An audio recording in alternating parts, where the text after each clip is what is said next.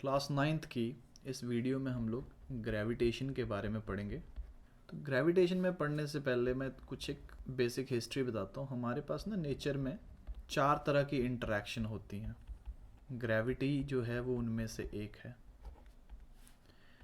अब ग्रेविटी जो होती है वो हमेशा 2 बॉडीज़ के बीच में एग्जिस्ट करती है जिनका मास हो, विच हैव स्पेसिफिक मास। अब ये सब ऑब्जर्वेशन जो थी वो एक्चुअली में कैसे स्टार्ट हुई थी, हमारे 17th सेंचुरी में रिनाउंड साइंटिस्ट थे न्यूटन।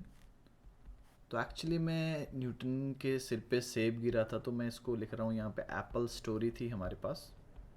तो उस फेमस एप्पल स्टोरी के अकॉर्डिंग क्या हुआ था कि न्यूटन जो थे वो सेब के पेड़ के नीचे बैठे हुए थे, उनके सिर पे सेब गिरा तो उन्होंने सोचा कि ये सेब नीचे क्यों गिरा, ये ऊपर क्यों नहीं गया।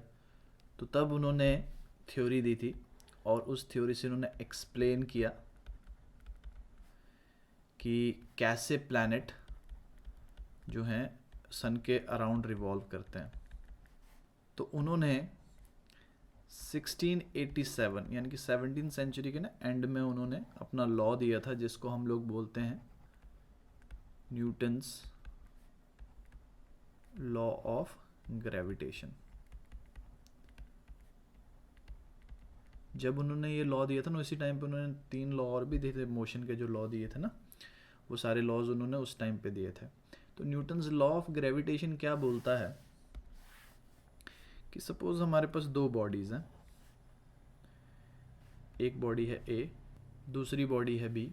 सपोज करो इसका मास है एम ए, इसका मास है एम बी। इनके बीच का जो डिस्टेंस है वो है हमारे पास स्मॉल आर।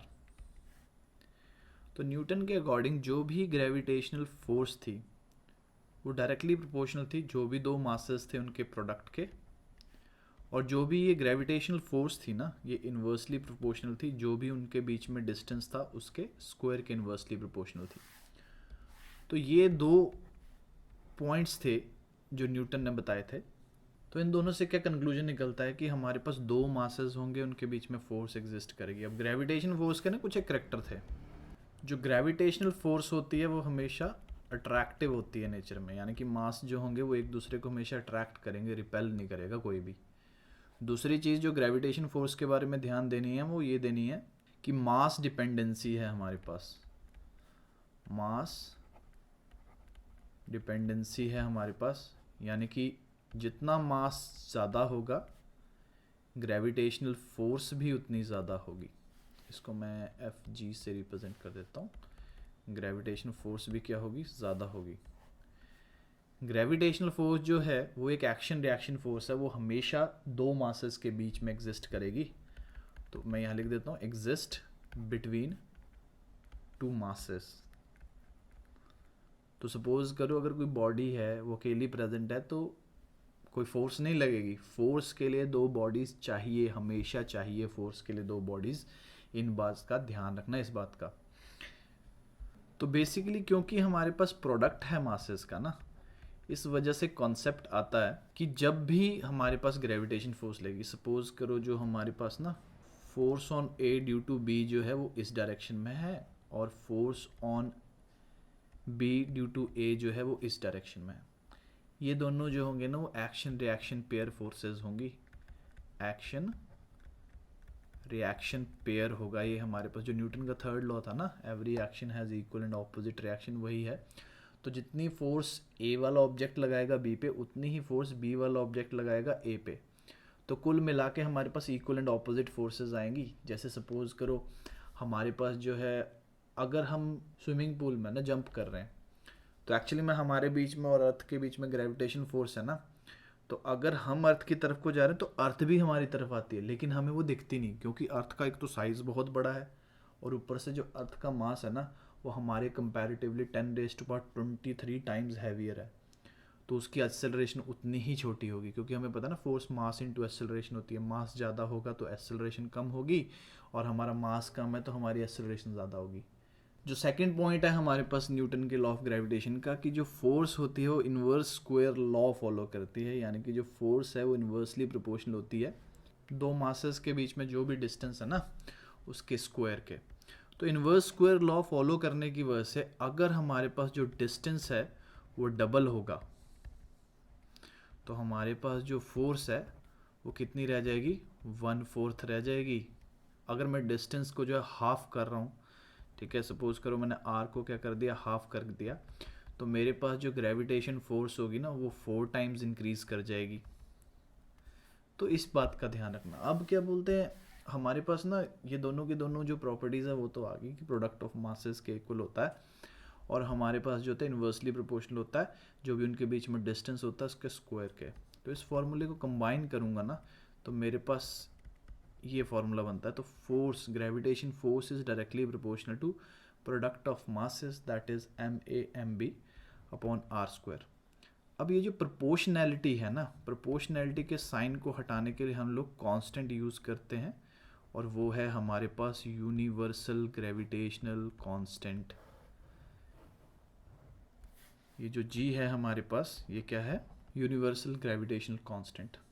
अब क्योंकि ये कांस्टेंट है तो इसकी एक ना पर्टिकुलर वैल्यू है, तो इसकी वैल्यू जो है वो हमेशा फिक्स रहती है।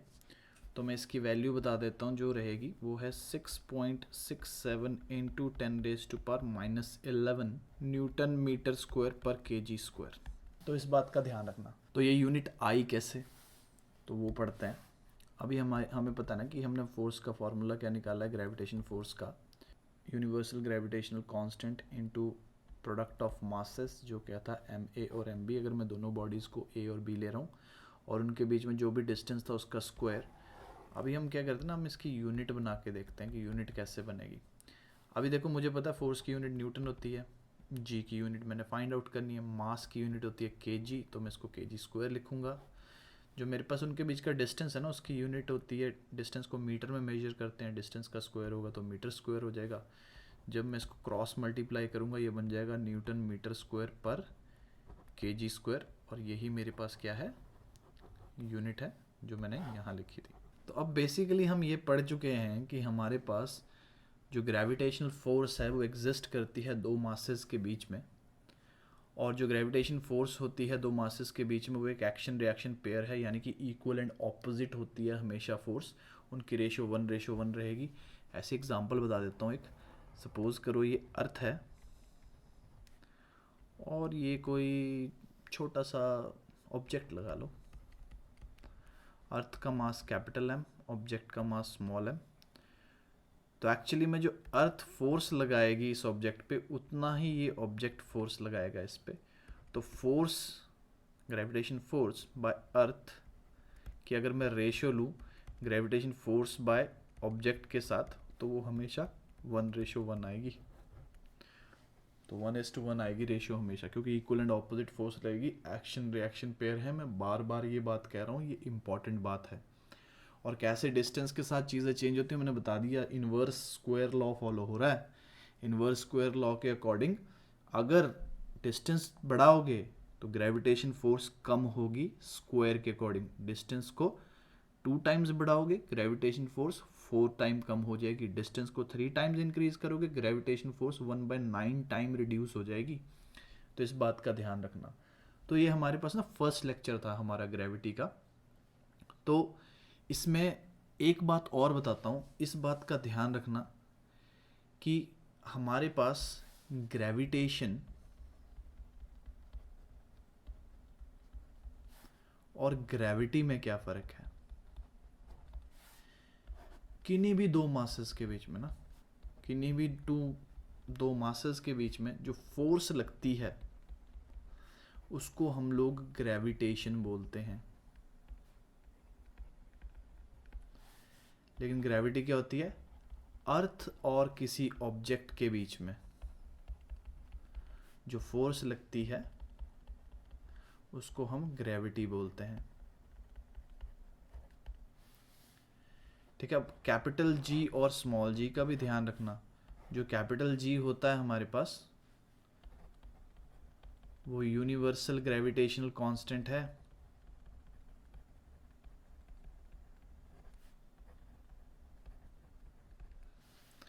और जो स्मॉल g है हमारे पास वो है एक्सेलरेशन ड्यू टू ग्रेविटी।